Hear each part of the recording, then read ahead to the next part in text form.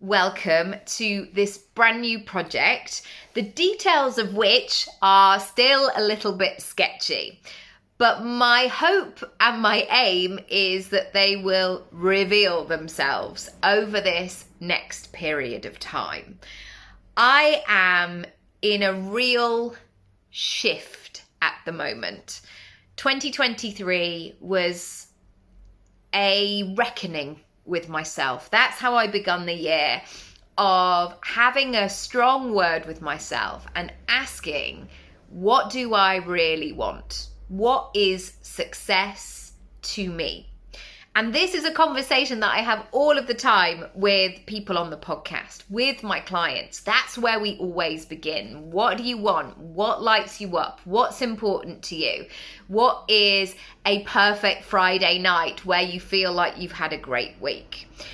And even though I can ask those questions so easily to my clients and get lots of really juicy answers, I knew that I needed to ask those questions to myself.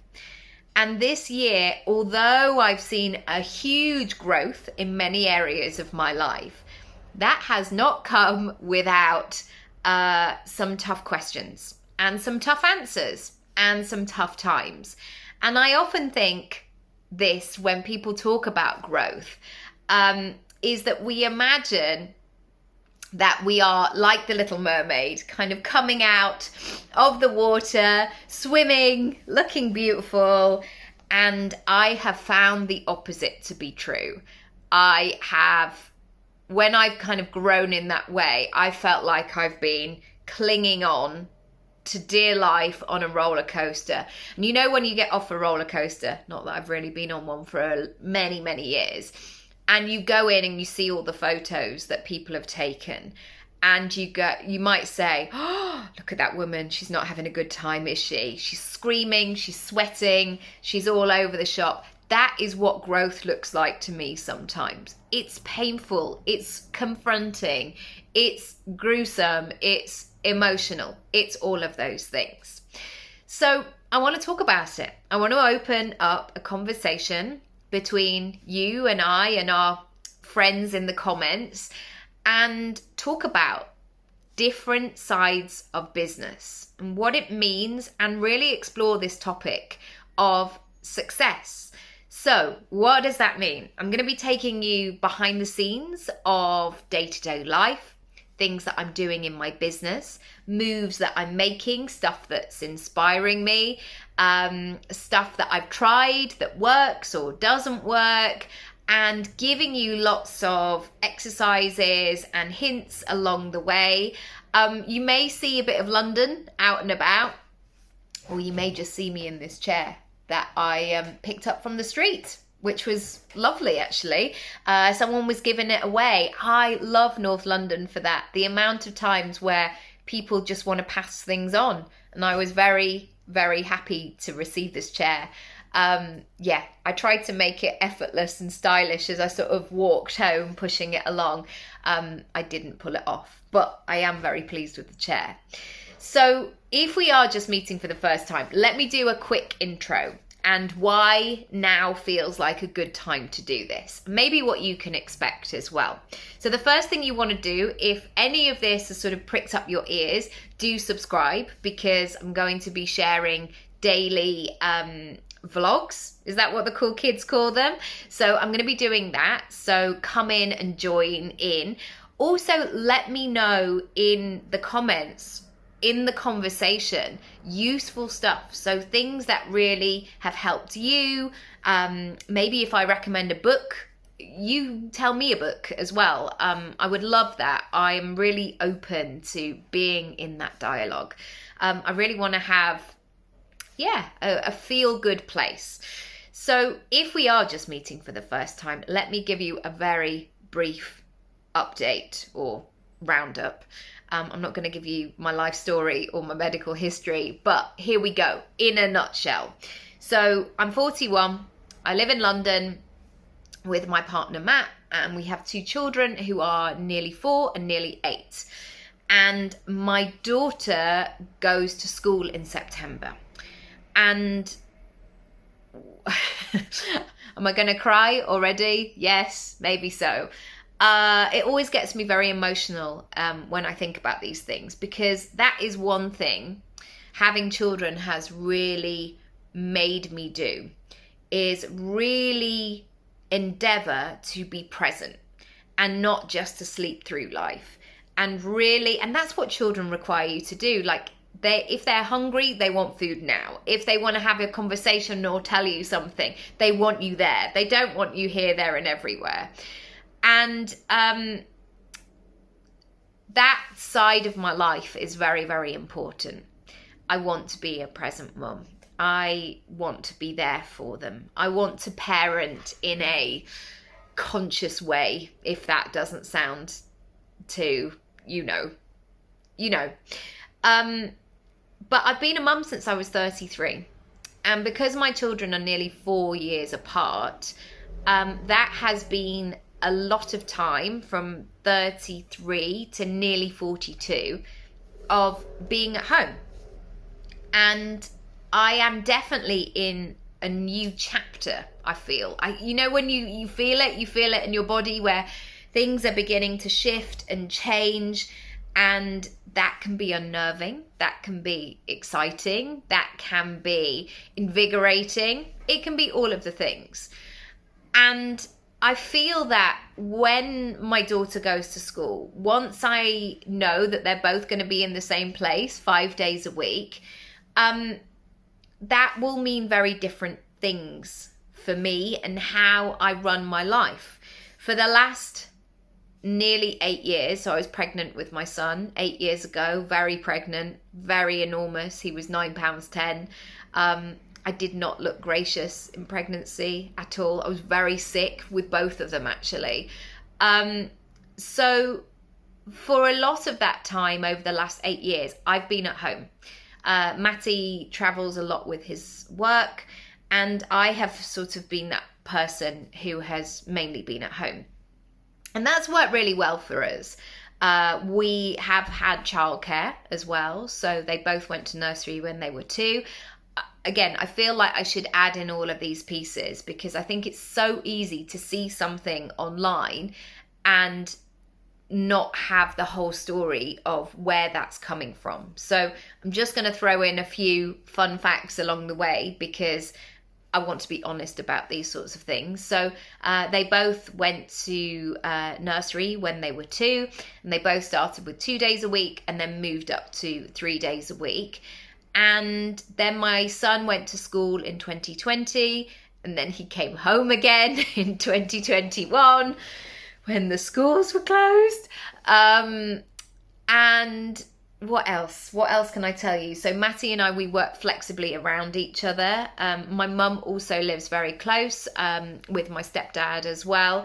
So that is, of course, incredibly useful. A great privilege. We are so lucky to have them very close, and they are such an important part of our family and our network and our day-to-day system. So I just wanted to say that from the thing, because I think so many people will say these moments of like, oh, I just did it, or like, just work harder. And believe me, there have been points where I have just tried those things. And then I've realized, oh, my circumstances are not the same as that person's. So it's like when people say, I just wanted to give up work for a while. Well, we are a 2-income family. So that's not an option for one of us to do that. Do you know what I mean? So I just want to be really honest about that. So over the last 8 years, this is turning into quite a long introduction. Sorry, I'll try and keep the others snippy snappy.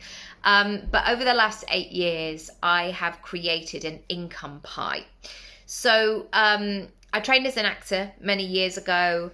I very quickly realized I was going to have to do other things alongside the acting, because I wanted to be flexible for auditions, but there are times where you are out of work.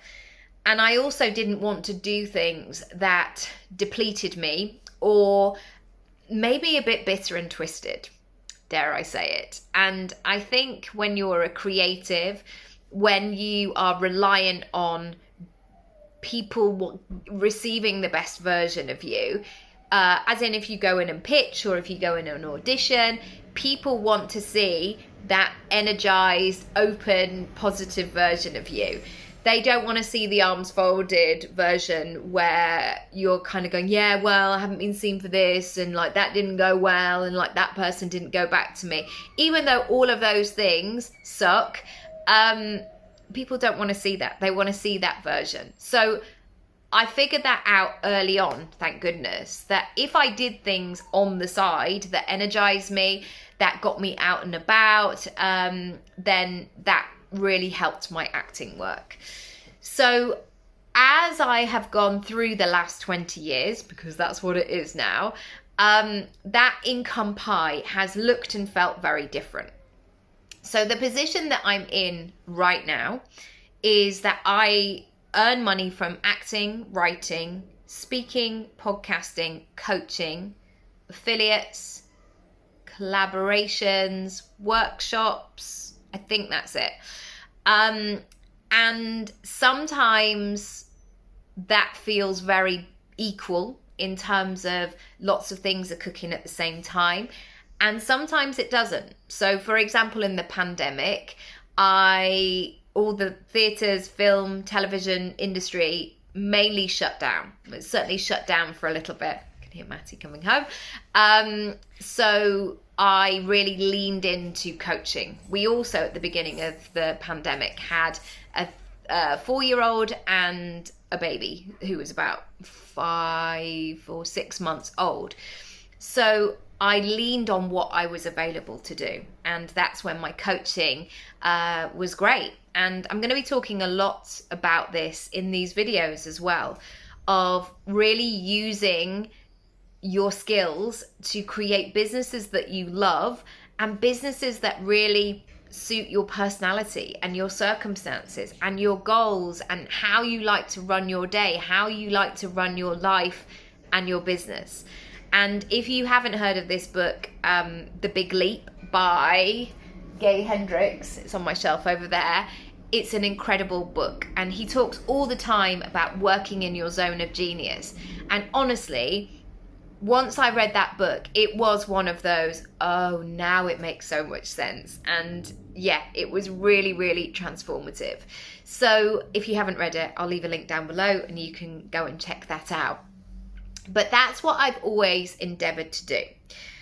So going back to my daughter starting school, I have a goal that is during school holidays, I won't really be working unless I want to. And this is a fine balance because I love my work. I absolutely do. And secondly, sometimes things come along when you're least expecting them and you just can't say no. It's just so good. The timing might be a bit all over the place, but you know that it's an absolute yes. But I guess to be clear about this, sorry, I live near quite a main road as well, so I should preface that. There will be lots of cars going on, so I'm sorry if the sound is a bit janky at times. One of the aims, I guess, for school holidays is to not only have that time with them and to travel more as a family. That's one of my biggest goals. But also to have downtime for myself. And another part of this 8 years, although it's been great and flexible and I've been able to work and be at home and all of these things, for me, I've had quite blurred boundaries. Not with clients necessarily, just with myself. I've worked all kinds of odd hours and I've always felt like, not that I was on the back foot, but just didn't have enough time off. I think that was it. Didn't have enough downtime, didn't have enough friend time, or just going to the pub for a couple of glasses of wine on a summer night. I always have felt a bit squeezed. And now that we have, hopefully, more time, I'm beginning to play around with what that expansion feels like now. And that's not to say that during summer holidays, like the goal is not to be dragging these children here, there and everywhere, going all over the shop, because both of my kids will say, I just need a slow day today, you know, where they want to watch telly or they want to play in the garden. And I am absolutely fine with that as well, because sometimes I need a slow day as well. I don't like to overschedule things. But maybe there's a time where they go to a summer camp and I go to a spa. I mean, can you imagine? Yeah, all of those things. So, in a nutshell, I'm going to be documenting some of the things that I am putting in place over the next couple of months, so I can share with you what that process looks like. Maybe there'll be some business tips in there. Maybe there'll be some behind the scenes stuff. Maybe I'll throw in some juicy coaching questions that you can answer and go, bloody hell, Nicky, I've never thought about that before. I'm now going to think about it. Or maybe it's just that nudge that you need. Maybe it's a new conversation that you want to be in. One final thing. Is that everything? Is that everything? I don't want to be online the whole time. I find it really, really difficult to constantly be updating the internet, what I'm doing. And yet I know if I'm going to grow my social numbers, which is what every sort of professional person I ever speak to, like that's what they want. I need to find a way that this online life is going to work for me, and that I can create stuff in an authentic, full of integrity, non-burnout way. So my feeling is that I'm going to try this and see if I can sit down and share bits and bobs and keep you updated that way. And then I can just edit it, get it up and out there, and I'm not feeling like I'm having to reach in and get my phone the whole time. Anything else? Yeah, I just want to knock my own socks off this year. I want to be brave. I want to see what's possible. I want to try different things. I want to do stuff that I have never done before. And basically, I don't want to be that woman. And I know there are, again, so many different circumstances. But even as somebody who is ambitious and wants to be bold and, you know, believes life starts at 40, and there are definitely things now that I can do that I couldn't do at 19. I don't want to slip into that narrative where I feel that I'm holding back or I'm taking my foot off the accelerator. Even somebody said it to me the other day, like, you might feel good now you've had a bit of sleep, but you wait till the menopause comes. You wait till this happens. You wait till they're at senior school.